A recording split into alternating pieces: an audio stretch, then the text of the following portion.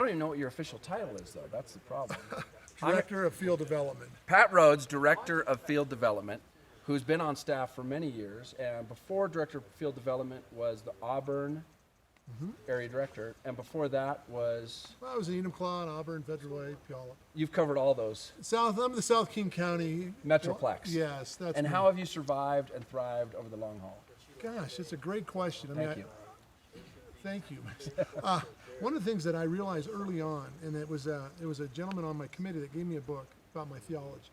And then early on, I thought it was all about me and what I would do and how I'm going to save the community, how I'm going to save kids' lives. And it was about me. And I reached a point after a couple years on staff where I kind of hit the bottom and thought, you know what, this is not working because these kids are going out and doing stupid things. And so he gave me a book that talked about, just looked at theology, and he met with me and we discussed it. And I realized it wasn't about me, it was about what God was doing in me. And once I changed that, and that was on year 3 or 4, when I really understood that this is about what the Lord's doing in my life and how he's using me to transform things, and it wasn't about me doing all this stuff, it really took the pressure off me. How have you continued to nurture that, develop that, keep hold of that over time? Yeah, that's another good question. I mean, I think I learned early on that my job is to create an environment for the Holy Spirit to work.